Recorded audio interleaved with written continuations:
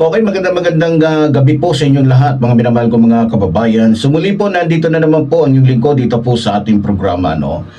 At syempre, bago lahat, binabati muna po natin lahat po ng ating mga kababayan, Luzon, Visayas, Mindanao. Maging mga kababayan po natin sa abroad na lagi po natin nakakasama. Sa bawat araw po na tayo po mayroong mahalagang pinag-uusapan dito po sa ating programang Reaction Mo, Birada Ko. At syempre, binabati din po natin ang ating Pangulong Ferdinand Marcos Jr., maging ating minamahal na First Lady Liza Araneta Marcos, naging ang ating minamahal na napakatalino at batang-batang Congressman Sandro Marcos. Okay, sa mga kababayan po natin, salamat po sa inyong patuloy na pagsubaybay. At syempre, salamat din po kay Tita Bilen, no? Ito po ay Pink Lawan. So nitong mga nakarang araw, sabi ko nga po, medyo hirap po tayo, hikaos po tayo ng konti dahil talagang gipit. Dahil po sa, hindi naman po pwedeng sabihin ko lahat-lahat dito yung personal nating problema sa buhay. Alam nyo, kahapon halos wala na po kaming masaing dahil yung last money na dapat sana ipambili ng ayun, napunta pa sa panggamot, no? So gusto ko lang sabihin sa inyo na yung magulang po kasi ng aking asawa ay kami po ang tumutustos ng kanyang panglingguhan, pambuanan na gamutan dahil po sa tataka nga ako dahil kahit mahirap ako mas gustong gusto po ng aking biyanan na sa akin siya, samantalang ilang beses ko na pong dinala doon sa ibang mga ko, pero ayaw niya, bumabalik at talagang tumatawa, umiiyak at gustong gusto talaga na sa akin. So wala akong magagawa dahil magulang ng aking asawa. Kaya yun po ang gusto ko lang sabihin sa inyo sa mga hindi po nakakaalam, Kaya kahapon nagpapasalamat po ako dito sa ating kapatid na nagpadala po ng 500 pesos. So kahit papaano, nakabili po kami ng 2 kilong bigas at ulam, at yung iba ay pinambili po nung kahapon, need na need po kasi ng Vicks. Salamat sa Diyos at kahit papaano sa kabila po ng ating mukhang nagbibingi-bingihan po ang ating mga kapatid dahil lalong-lalo na kapag tayo po ay may sinasabi patungkol sa ating nakikita sa administrasyon ni Pangulong Ferdinand Marcos Jr., iniisip na agad nila na tayo ay hindi po ganoon.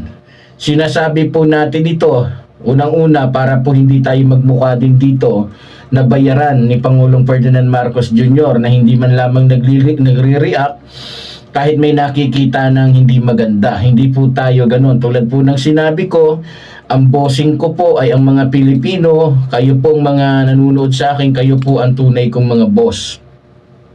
Kaya sa lahat ng mga vlogger, kung mapapansin po ninyo, kakaiba po tayo, no? Kahit pa yung aking iniidolo, sabihin natin iniidolo, pero pag may nakita po kong mali, sinasabi ko po, no?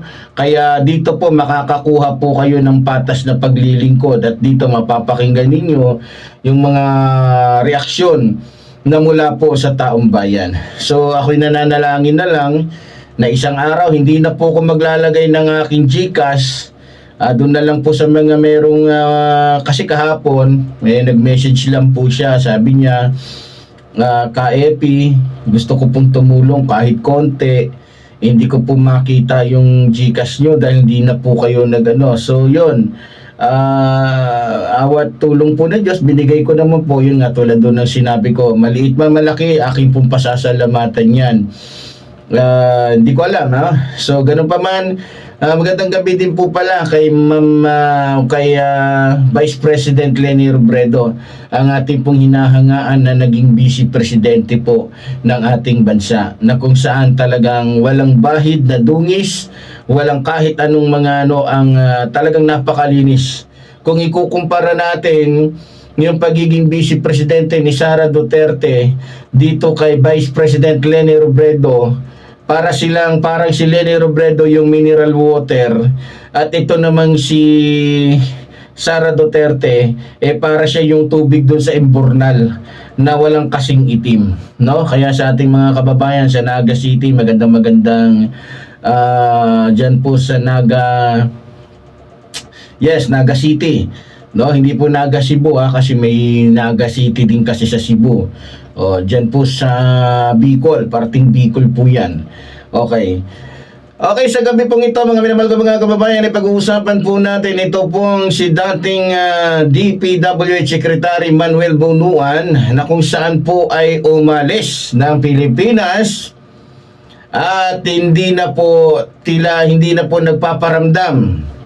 No, umalis po itong taong ito nung kasagsagan na hinuhukay na, hinahalungkat na ni Pangulong Ferdinand Marcos Jr. yung di umano'y katiwalian sa ating bansa. So, si dating DPWH Secretary Manuel Bunuan po ay umalis ng Pilipinas, kundi ako nagkakamali, noong November 11, 2025, taong kasalukuyan po, mga minamahal ko mga kababayan, patungo pong Estados Unidos, kundi po ako nagkakamali, no? At ang kanya pong naging rason ay upang samahan daw ang kanyang asawa para sa isang medical procedure, at iniulat na babalik siya sa bansa pagkadako ng December 17, 2025, taong kasalukuyan po, mga minamahal ko mga kababayan. Pero ang tanong, anong araw na po? Anong araw na po? Anong petsa na po, mga minamahal ko mga kababayan? Anong petsa na? Hanggang ngayon, sa kasalukuyan po, mga minamahal ko mga kababayan, ay hindi pa rin po siya bumabalik sa Pilipinas. Sino ba naman ang hindi magpapaalis dito kay Bunuan? Unang-una, mga minamahal kong mga kababayan, wala pa pong nakasampa na kaso sa kanya. Samantalang yung ibang mga nasangkot sa katiwalian sa DPWH, agad-agad nakulong o nasampahan agad ng kaso.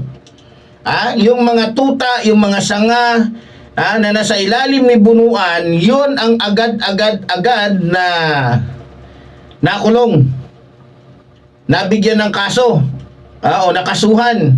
Samantalang ito si Bunuan, na siya ang pinuno, siyang nakakaalam ng lahat ng mga pangyayari, kasabwat itong nagpakamatay na si Cabral, walang kaso. Hindi na ako magtataka kung si Cabral nga nagpakamatay na lang lahat-lahat, hindi niya alam na may kaso siya nga harapin. Dahil bago siya magpakamatay, nagpakamatay na lang siya lahat-lahat, wala siyang kaso. No, wala siyang kaso. Mga minamahal ko mga kababayan, ang ganda naman kasi ng rason. Ginamit niya ang dahilan yung kanyang asawa, para siya ay payagan at para meron siyang magandang rason para nang sa ganon ang ating mga kababayan ay hindi po magtaka o magtanong bakit sa kasagsagan ng pag-iimbestiga patungkol sa katiwalian ng mga siraulo, mga gago, mga buwisit, mga walang niya, mga walang dugo, mga walang atay, mga walang puso na katulad ni Bunuan, ayun, nakahanap ng diskarte si Bunuan. Ginamit yung kanyang asawa. Ewan ko lang kung buhay pa yung asawa niya.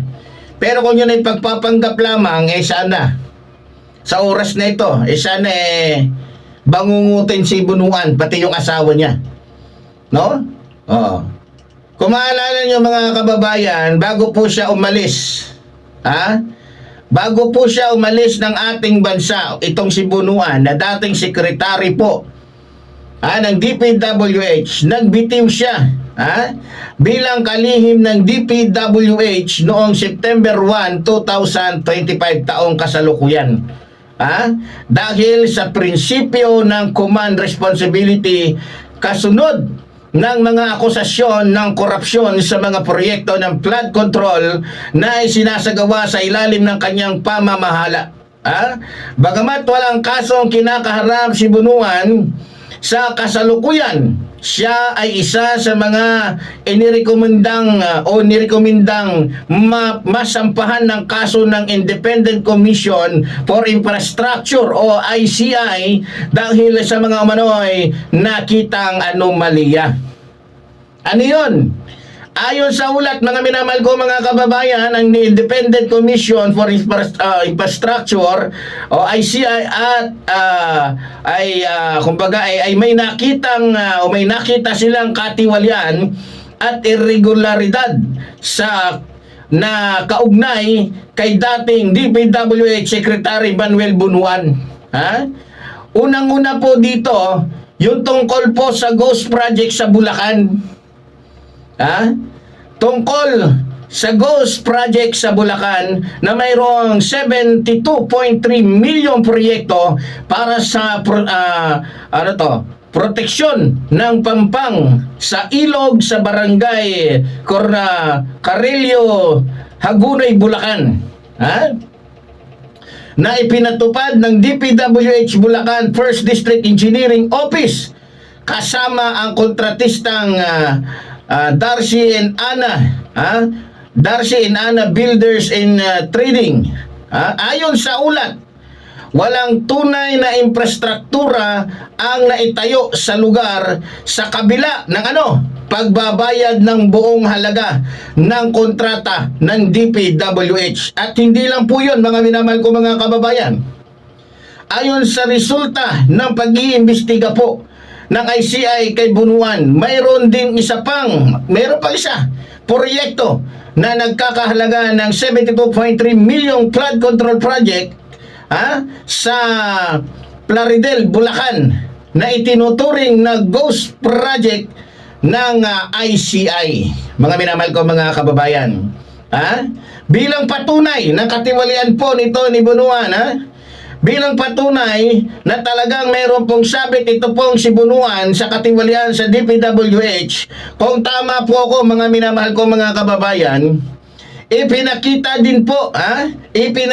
din ni Senador Pampilo Lacson ang kaugnayan ni Bunuan sa ilang kontratista. Halimbawa, ang kanya pong anak na si Fatima Gay de la Cruz, kung di ako nagkakamali, ay naging treasurer ng MBB Global Properties Corporation na may kaugnayan po sa mga pamilyang Madlangki ba to? At Bernardo, yan. At ang Global Crate Builders na dating pinamumunuan ni Mayor Rene Maglangi ba to? Ng Candaba, Pampanga, yan, ay nakakuha ng proyektong, pakinggan ninyo, ay nakakuha ng proyektong kontrabaha na proyekto na nagkakahalaga ng 2.195 billion sa Bulacan mula 2018 hanggang 2024. Ipinahiwatig po ni Senador Lacson na maaaring mayroong kolusyon sa pagtatakda ng mga kontrata upang makapag-angkat ng pondo mula sa mga proyekto ng gobyerno. Batay sa mga natuklasan pong ito ng ICI, nirekomenda ng ICI na sampahan si Bunuan ng mga kasong administratibo dahil sa mga anomalya na kinasasangkutan po ni Bunuan sa DPWH. Okay. Alam niyo mga minamahal ko mga kababayan, ito po yung napansin ko at ito po yung pinagtatakahan ko Nung lumabas po ang pangalan ni Bunuan sa isa sa mga iimbestigahan, di syempre, sino ba yung nagtalaga sa kanya? Si Pangulong Ferdinand Marcos Jr. Tama po ba mga kababayan? Alam nyo, sa totoo lang, dapat ang unang-una po na magduda, magtanong kay Bunuan si Pangulong Ferdinand Marcos Jr. na kung bakit sa kasagsagan sa pagsisimula ng kontra-korupsyon ni Pangulong Ferdinand Marcos Jr., porket lumabas ang kanyang pangalan, umalis na agad siya sa Pilipinas. Di ba dapat nagtanong si Pangulong Ferdinand Marcos Jr., di ba dapat pinatawag niya si Bunuan? Teka, huwag ganun. Baka mamaya isipin ng mga Pilipino o ng mga kababayan natin na tumatakas ka sa iyong responsibilidad. Ha? Sabi nga ng ating mga kababayan, hindi sapat ang pag-alis sa pwesto para mawala ang korupsyon. Kinakailangan panagutin yung mga taong may kinalaman sa mga katiwalian sa kanyang departamentong dinadala. Ayon po sa ating natuklasan, base po sa mga ulat po, magmula kay mula kay dito kay Mark Villar na senador na ngayon, hanggang kay Bunuan, si Cabral ang nagiging kasabwat o sila ang nagiging kasabwat ni Cabral sa paghahakot o sa pagkulimbat ng mahigit sa daan-daang bilyon mula sa pera ng taong bayan. Kasi base sa aking nakuha na impormasyon, si Cabral ay naging kasabwat ni Mike Villar nung siya ang pinuno ng DPWH hanggang kay Bunuan. So ibig sabihin, pag sinabing kasabwat, ibig sabihin kung ano ang nalalaman ni Cabral, siya ding nalalaman ni Bunuan. Pero magugulat kayo mga minamahal ko mga kababayan, nung iniimbestigahan na itong si Bunuan, nag-request siya sa Senado na kung maaari wag siyang isali sa mga iimbestigahan. Nag-request siya na kung maaari wag ako ang isali ninyo sa pag-iimbestiga patungkol sa katiwalian dyan sa DPWH. Maaari ba yun? Pwede ba yun samantalang siya ang pinuno at nag-umpisa ang kontra-korupsyon ni Pangulong Ferdinand Marcos Jr. sa panahon niya? Pagpalagay na natin na hindi siya kasama. Bakit niya kailangang umalis agad-agad at ang gagamitin niya pang rason yung pagpapagamot ng kanyang asawa? Bakit? Wala bang magagaling na doktor dito sa ating bansa? Wala bang kwenta kung abot sa puso ang problema ng asawa ni Bunuan? Wala ba tayong heart center dito? Hindi ba't dinagdagan na nga ng pondo para mas lalo pang maging magaling, mas maging maganda ang pagsiservisyo ng heart center? O pag sinabi na ang problema sa lung, mas lalo na dahil pinondohan yan. Mas pinalaki ang pondo. May sabihin pala, mas ginusto ni Bunuan ng asawa ni Bunuan doon sa Estados Unidos para 58 plus yung niya, times yung babayaran niya. Samantalang dito, halagang piso lang yung babayaran niya. Na kung magbabayad siya dito ng 100, pinakamalaki yung 100,000, doon, magkano babayaran niya? Halimbawa, gagastusin niya sa ospital 100,000, kwentahin ninyo. Sa 1,000, ilan yun? 50 plus, 1,000. Diba? Kung sa bagay, wala naman mga politikong nangihinayang sa pera Dahil alam naman nila na yung perang ginagastos nila ay hindi naman sa kanila, kundi sa mga Pilipinong niloloko nila. Balik tayo kay Bunuan sa kanyang pag-alis. Timing na timing mga kababayan. Nasa panahon na iniimbestigahan ni Pangulong Ferdinand Marcos Jr. kung sino-sino ang mga kasabwat nitong mag-asawang Diskaya at ng iba pang mga politikong lumabas ang mga pangalan tungkol sa mga katiwalian na nagaganap tungkol sa mga flood control scam, maging sa flood control sa ghost project na yan. Dapat tinanong ni Pangulong Ferdinand Marcos Jr., dapat sinaway niya. Huwag kang aalis kasi magdududa ang taong bayan. Pero dahil maganda naman yung rason, babalik daw December 17, nasaan na? Ano na naman kaya ang irarason niya? Ano na naman kaya ang kapanipaniwalang rason ang sasabihin nito ni Bunuan? Sasabihin, ay hindi, sabi ng doktor, wag mo na daw, hindi pa daw pwedeng iwanan yung asawa ko. Putang ina niya, ba't hindi pa niya sakalin yung asawa niya para makauwi na siya dito? O kaya lasunin ni Bunuan yung asawa niya para nang sa ganon, maharap niya yung mga dapat niyang sagutin. Ito pa ang pinagkatatakahan ng taong bayan. Diyan sa Senado, masasabi ko na itong Senado may kagaguhan din. Sa punto na hinayaan nila at pumayag sila sa request ni Bunuan na wag isama si Bunuan sa pag-iimbestiga ng Senado tungkol sa mga flood control scam na yan. Malaking kagaguhan yon. Malaking pangguguyo sa taong bayan yon, mga putang ina ninyo dyan sa Senado. Unang-una, kung may mga kukote kayo at hindi mga baliw yung mga utak ninyo, isasama ko na lahat. Dahil walang nag-react eh. Sumang-ayon sila eh. Pwede ba na ang iimbestigahan lamang yung mga sanga, yung puno, na siyang pumipirma para ma-release yung mga salapin yan? Hindi. Pwede ba yun? Hindi. Kung may utak at kung hindi kasabwat yung karamihang mga senador dyan, mga kababayan, sa kayo nakakita, kung titignan ninyo, pag ang pulis nagkasala sa isang lugar, kahit walang alam yung hepe, damay yung hepe dyan, discharge kung pwede. Kundi naman sibak sa pwesto. Diba? Ganun din sa DPWH. Dapat.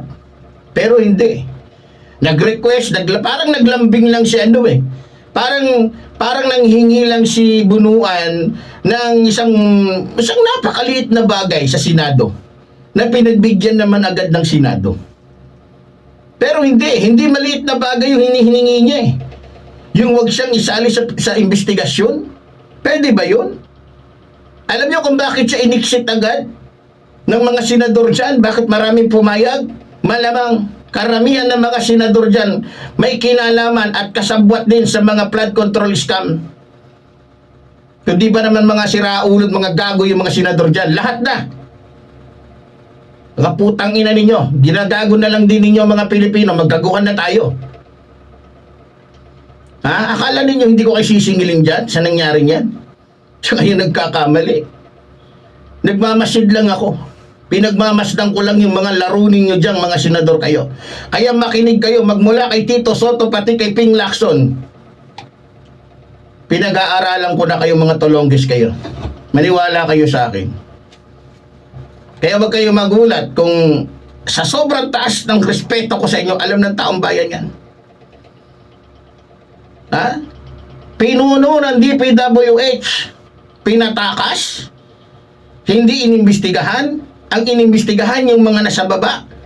Yung nasa taas hindi, samantalang hindi makakapunta sa baba yan kung walang pahintulot mula sa taas o pahintulot mula sa taas o sa mas may kapangyarihan.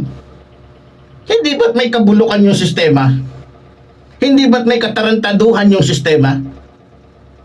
Di ba? Pero dito hindi natin maiiwasan na magtanong ang taong bayan, mga kababayan, kung bakit pinahintulutan ni Pangulong Ferdinand Marcos Jr. na makaalis yung yawa na Bunuan na yan. Tingnan nyo. May bumalik ba? May bumalik pa? O may bumalik bang Bunuan nung December 17? Wala. Dahil strategy niya yun. Yun ay strategy niya para makaano na siya sa first step ng kanyang pagtakas. Ngayon, wala na si Bunuan. Wala na si Bunuan. Ngayon, nag-imbestiga yung ICI, lumabas na itong si Bunuan ay pwedeng kasuhan 100% ng administratibo. Ibig sabihin, pag kinasuhan ng administratibo, marami pang kadugtong yan. Marami pang kamag-anak yan na kaso nakakaharapin ni Bunuan. Pero paano pa haharapin ni Bunuan gayong nasa labas na siya ng bakuran ng Pilipinas? Sige nga, paano niya sasagutin itong mga ito? Gayong napakalayo niya sa pananaw ng ICI, sa paningin ng mga senador, sa paningin ng ating batas o ng ating mga otoridad. May nagsabi sa akin, sinadya yan.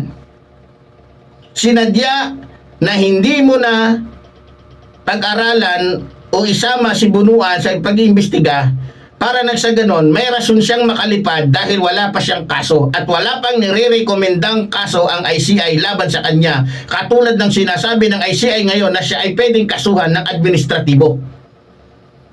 Napapansin nyo may laro? Napapansin ninyo? Na parang ginagago, niloloko, ginagawa na lang mga bobo ang mga Pilipino? Ngayon, kung sakaling makasuhan si Bunuan, anong mangyayari? Maghihintay na naman tayo kung kailan sila makukuha ng ating sinasabing alagad ng batas o ng ating gobyerno. Kung si Harry Roque nga mag-iilang taon na ba si Harry Roque sa ibang bansa? Nakuha ba? Ha? Nakuha ba? Si Saldico, na mas naunang nagtago o tumakas o lumayas sa bakuran ng Pilipinas, nahanap na ba? Nakita na ba? Pakunwari pa ang ating gobyerno, sasabihin, naglabas na kami ng reward, putang ina naman, kahit pa sabihin natin nandiyan lang niya sa harap ng mga Pilipinong, kung lantaran na po mga kababayan, yung panloloko sa atin ng ating gobyerno. Masakit sabihin to. Masakit sabihin. Pero kailangan kong manindigan sa katotohanan. Masakit sabihin na halatang ginagago na lang tayo, mga kababayan.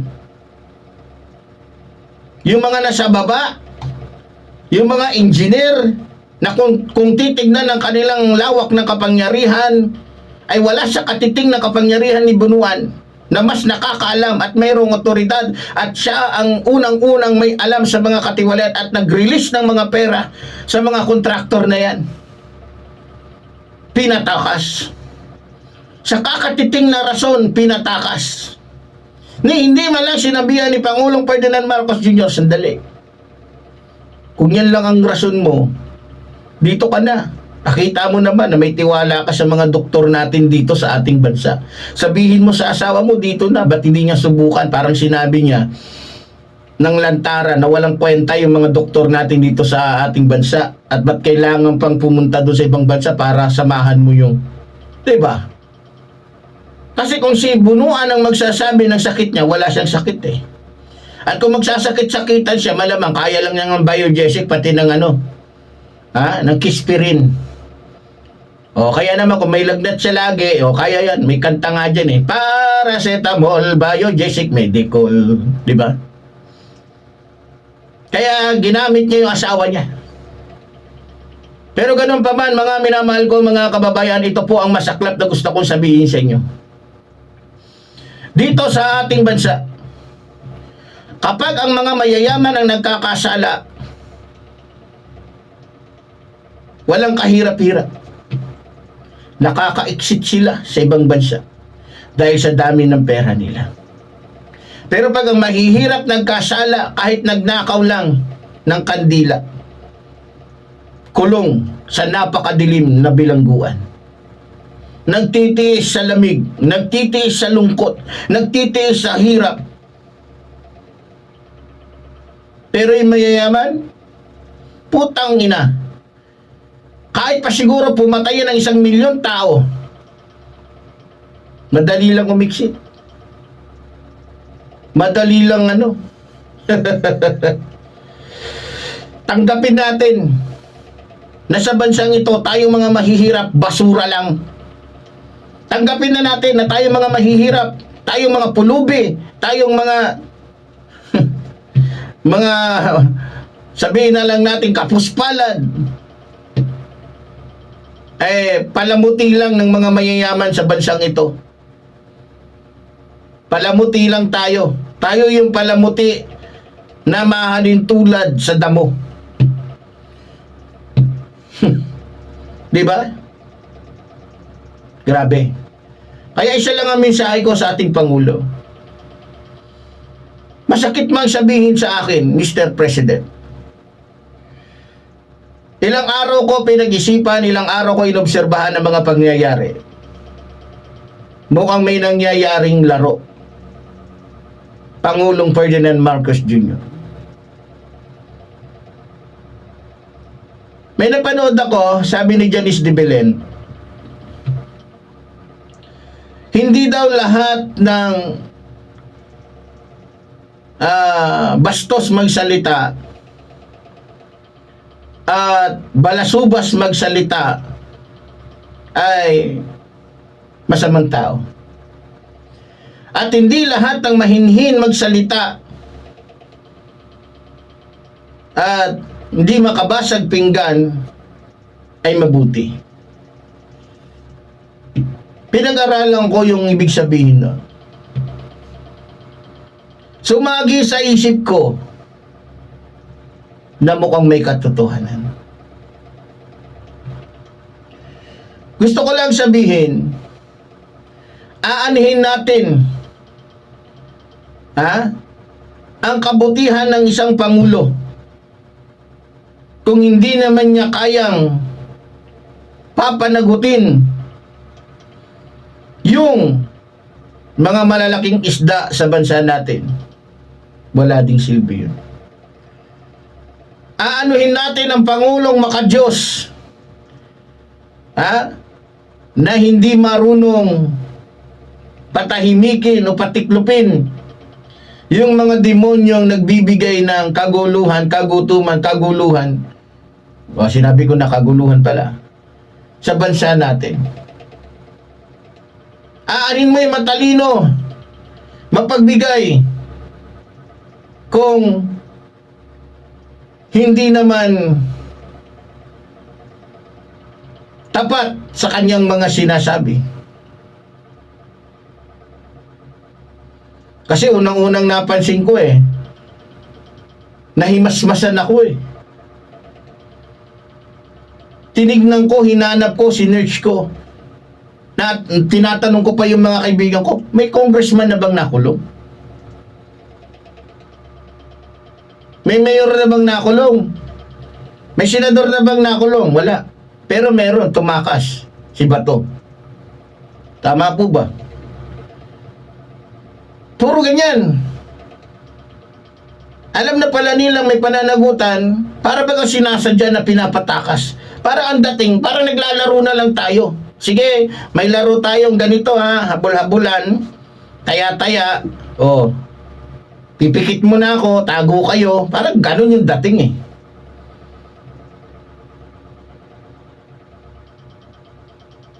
Alam nyo kung i-analisa lang po sana ng ating mga senador, ng ating Pangulo, na dapat hindi paalisin si Bunuan kasi sigurado lalabas at lalabas dito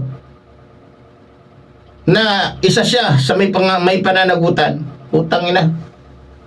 Para lang sabihin na patas ang bansa natin, tsaka lang magre-recommenda yung ICI na may pananagutan si Bunuan kung kailan nakatakas na. Diba? Anong tawag doon? Panggogoyo. O pwedeng sabihin na lokohan. Tama po ba mga kababayan? Pero ganun pa man, kayo na pong humusga sa sinasabi ko. Kung ang sinasabi ko ay may katotohanan o wala. Base sa aking nakikita. Pero ganun pa man, pagamat ako'y sinasabing isang hamak na maralita, Pero sisiguraduhin ko na base sa aking naririnig at nakikita, tama ang sinasabi ko sapagkat yan din ang nararamdaman ng mga taong katulad ko na saksi sa kasinungalingan, saksi sa pagbubulag-bulagan, pagbibingi-bingihan ng gobyernong ito sa mga tao o sa mga politikong may kapangyarihan na kung saan siyang tunay na mayroong pananagutan sa ating bansa o sa ating batas. Kaya ganun pa man, mga minamahal ko mga kababayan, sumuli po tulad po ng sinasabi ng lingkod.